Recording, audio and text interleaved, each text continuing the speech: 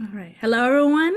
I don't want to take up too much time since we're already 10 minutes in, but thank you so much, Dr. Atkins, for speaking with us today, and we are very much looking forward to what you'll have sharing with all of us. If you wish to disclose any disclaimers, you're welcome to do so as well. I know there are some faculty who are restricted depending upon their state and university policies.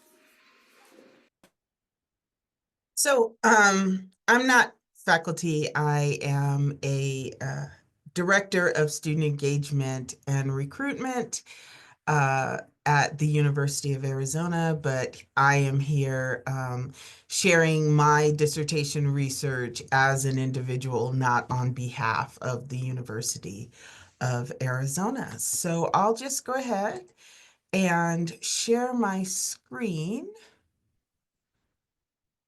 There we go. Do you see my slideshow? It looks like it's loading. There it is. Okay, is that all you see? The slideshow, yes. Good, then I've set it up correctly. Okay, so this is my dissertation research, which I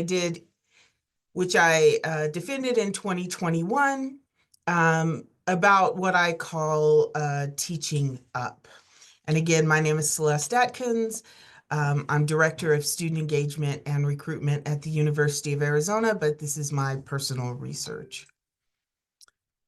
So it's a peculiar sensation, this double consciousness, this sense of always looking at oneself through the eyes of others, of measuring one's soul by the tape of a world that looks on in amused contempt and pity. One feels his two-ness. These words, written in 1903 by W.E.B. Du Bois, speak to the powerful and oppressive sensation of navigating life in the U.S. as a marginalized individual. This dissertation research honors my grandmother, Eva Wyndham, and her artwork, quilting. In this work, I integrate bits of my personal experiences with bits of my participants' experiences, like blocks in a quilt, pulling those blocks together using theory and sociological perspective to create something that is both personal and academic, and hopefully that intrigues while it teaches. Keep in mind, my story and their stories are not unique. Versions of these experiences play out on college campuses across the country every day. My faculty journey began as a sociology instructor at Cochise College. I was full of enthusiasm, full of ideas, excited and delighted to finally do the work I was meant to do. Even better, it turned out I was pretty damn good at it. Teaching sociology was so rewarding. I had exceptional students who taught me more about the world than I taught them, and I was promoted to department chair while still in my probationary period. However, one aspect that challenged me was student feedback, which repeatedly referred to me as intimidating, aggressive, or domineering. Those adjectives had followed me my whole life as a big Black woman. Patricia Hill Collins refers to these stereotypes of Black women as controlling images. She explains, stereotypical images of Black womanhood take on special meaning. Because the authority to define societal values is a major instrument of power, elite groups, in exercising power, manipulate ideas about Black womanhood. For many students, I was this big Black woman playing the race card as I taught well-established sociological theories of race and white privilege. My passion and enthusiasm were often misinterpreted as anger, which reinforced the controlling image of the angry Black woman. The change started when our new dean arbitrarily decided to demote me from department chair, even though our department was functioning well. Soon after she left. However, by then, the damage was done. I now had a reputation with the upper administration as a troublemaker because I openly disparaged her decision to demote me. The person she replaced me with did such a horrible job that everyone, including my replacement, wanted me back as chair. However, since I had been removed from that position by the previous dean, the administration would not approve my return to the chair position. Over the summer of 2020, I began my UA position. I did not want to add to the stress of my department chair, so I planned to teach through fall and put in my resignation in October, and my chair knew this. When the Cochise administration found out, a Cochise HR representative called me and, without asking for any explanation, asked for my resignation. I eventually handed in my resignation with the understanding that I would continue to teach as an adjunct. During the fall semester, I dropped a student from my class because she had 4 zeros and an overall 11% average. She complained, and I was asked to meet with HR and the dean. The HR rep stated that I had followed policy, but suggested that I take a civility class. He then brought up a complaint that was 6 months old from a criminal justice student who felt that he should not have to take sociology of race because the professor and the course materials are blatantly biased against conservatives and whites. Instead of exploring why conservative students might see the curriculum as biased, the HR rep focused on taming, quote, the angry Black woman. I responded in part, perhaps what is needed is cultural sensitivity on your part to help you understand the biases I face as a Black woman teaching about race and gender, especially since I am the only one in the entire college. I do not need help with expressing myself, nor am I going to change the way that I speak and write because it's not the way you would do it. I say what needs to be said directly. That's not rude, it's efficient. I then received word that I had been removed from the spring schedule. At that time, I came across a piece about Leslie Loco's resignation, and her words resonated with me as they summed up my situation perfectly. I suppose I'd say, in the end, that my resignation was a profound act of self-preservation. I share this story in detail to illuminate how I experienced what I am calling teaching up. Teaching about privilege from the positionality of a member of a group with marginalized identity.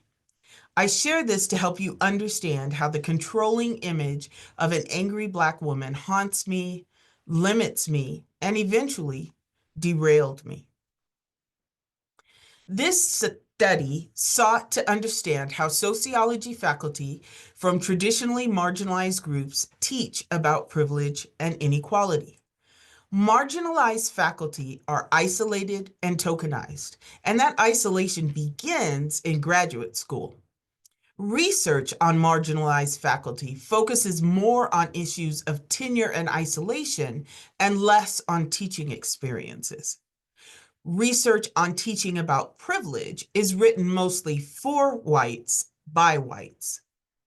Research on teaching about privilege that is written by faculty of color focuses mainly on race, ignoring other aspects of structural oppression. I explored this topic through the lens of intersectionality because dividing faculty into neat little groups, women, faculty of color, queer faculty, ignores the experiences of those of us with more than one of those identities, such as Black women or queer Latinos. I assert that faculty are navigating hegemonic academia, a social context in which white, middle class, heterosexual, cisgendered, able-bodied, often male ways of acting and being are normalized. One way to counteract that is through impression management. Impression management is how individuals try to control how others perceive them. It can be particularly important for traditionally marginalized groups and individuals, such as people of color who are stereotyped and represented as lower status, less intelligent, and less competent than whites. In other words, controlling images are a mechanism for marginalizing groups. This has an effect on how faculty's academic identity is shaped. Ziska Strange gives a definition of professional academic identity that states, a faculty member's identity can and will be influenced by broader social contexts that occur within the department, college, faculty, institution, and discipline, as well as by more extensive social processes external to academia. So this was a qualitative research project utilizing in-depth interviews with 19 sociologists and interweaving my own personal experiences about teaching about privilege as marginalized individuals. Participants were recruited by snowball sampling. They participated in semi-structured interviews via Zoom and were asked to complete a demographic questionnaire. That questionnaire was used to index the data in a variation of Detterding and Waters' flexible coding technique. I wanted to represent my participants in a way that illustrates their intersectionality, and this was a struggle. So these next two slides give an overview of the 19 participants and their social identities. For example, here in this purple box, all of these participants, Marie, Angie, Eleanor, and Bali, all identified as Black, as women, and as heterosexual. These identified as disabled, heterosexual, and white. These, Ted and Alchemy, were Black men who identified as abled. Patty and Rebecca were white women who identified as abled and heterosexual. Stella was a white woman who identified as abled and gay. Tobias was a Latino man who identified as gay, and Jay was a Latino man who identified as abled and heterosexual. This slide uses a complex Venn diagram to show how all of these social identities intersect and overlap. In this research, there were 6 main themes that emerged from the data. The first 3 are, first, teaching about privilege and inequality is central to teaching about sociology. Second, faculty spent a good deal of time and effort preparing for, responding to, and dealing with student resistance, particularly those at predominantly white institutions. And third, impression management was a key area of concern for faculty due to their awareness of controlling images, particularly early in their career. So next I share some examples. Here's Eleanor, who states, Black women, we experience anti-Black racism that has a gendered flavor to it, right? And so the narrative around is that we're intimidating and angry and hate white people. In contrast, Tobias, an openly gay Latino professor who recently attained a tenure-track position, is focused on impression management and states, quote, I'm presenting myself in the classroom completely different to how I'm presenting myself like in private and among my friends. He continues, I have to be mindful of what I say and how I dress because sadly, I may be perceived stereotypically. The last 3 findings illustrate the importance of intersectionality. So while none of the women faculty wanted to be called Mrs., only the women of color insisted that students use their title. Secondly, feminist teaching ideologies, which seemed comfortable for white women, were unrealistic for women of color. And finally, Black women faculty in particular focused on being their culturally authentic selves and modeling for students Black ways of being professional and academic. Here we see Patty, who states, I've never required my students to refer to me by anything. I'm no one's Mrs., so I am not Mrs. my last name. But aside from that, I really don't care. In contrast, Willie shares, honey, the first time somebody called me Willie, I was like, I'm going to have to put something in front of that. That thing hit deep. I was like, I ain't that cool. When we turn to teaching approaches, we see Catherine Rose, who shares that her classes are very discussion-based for two reasons. One, I want them to take ownership of the knowledge. And second, I think the discoveries are more powerful if they make them themselves. And this is in line with feminist pedagogies about student empowerment and sharing power. In contrast, Kavita states, I think it's more about establishing my authority and experience and getting respect at first. I realize my publishing and credentials matter to students. That gives me some legitimacy in their eyes. Faculty from marginalized backgrounds are expected to assimilate into hegemonic academia and not make waves, and this can have negative effect. For example, in Bali, her male colleagues formed a coup to oust her from the department chair position, even though she's the most senior faculty. Willie shared she felt as if she sold her soul in the process of earning tenure.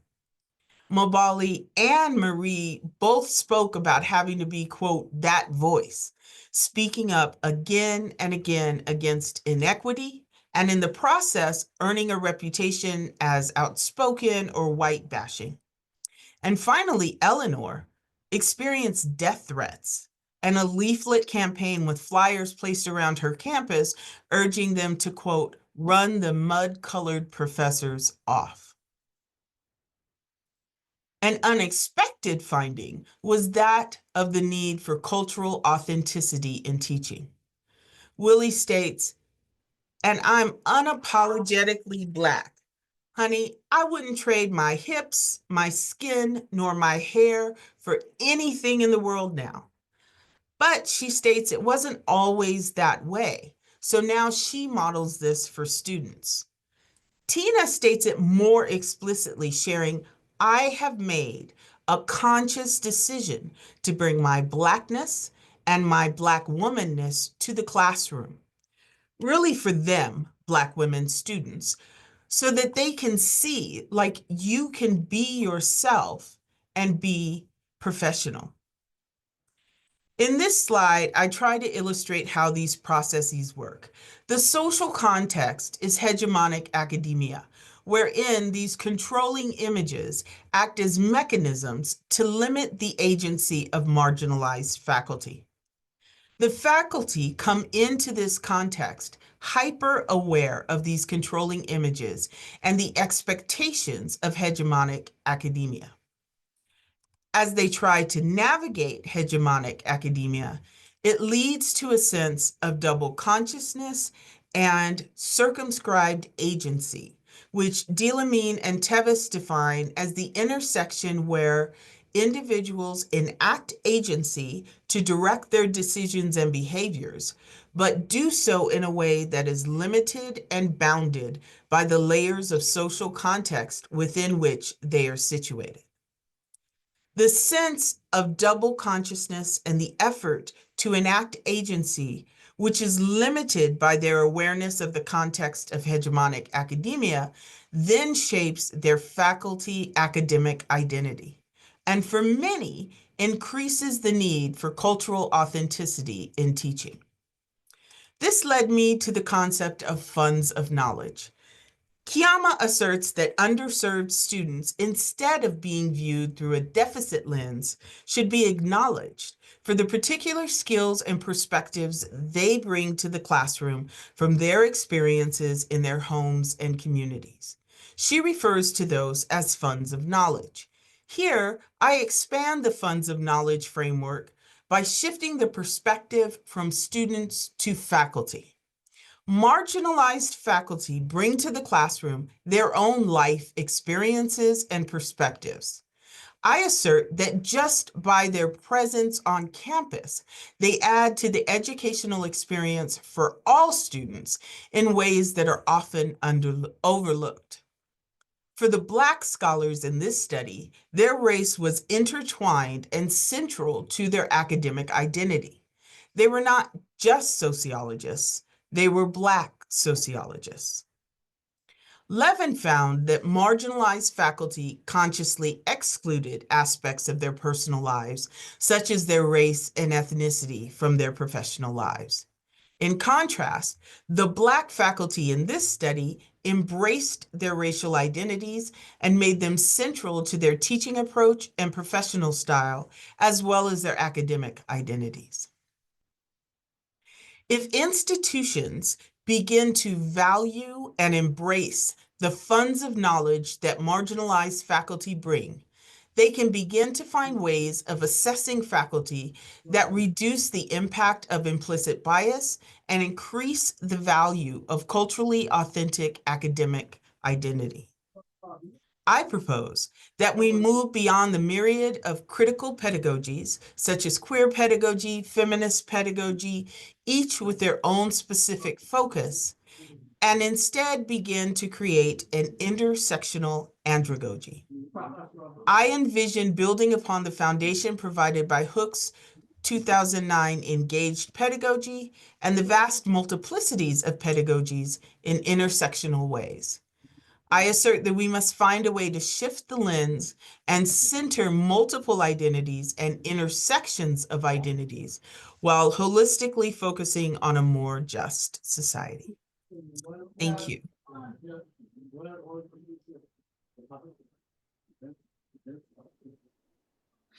Thank you so much, Dr. Atkins. Um, that was pretty quick. So typically, on our Tuesdays, we give the presenter the entire time. So if you want to share anything in addition, or if you are open for people to pose any questions they may have or thoughts they We'll have a Wednesday wrap up at 11 a.m. on Wednesday, the 19th. So feel free, if you're a part of BIPOC Connex, to be a part of that. Your calendar invite should already be in there. If you are coming to PSA 2025, please make sure you register. We've had a lot of people register in the last few weeks as we have put out the tentative schedule.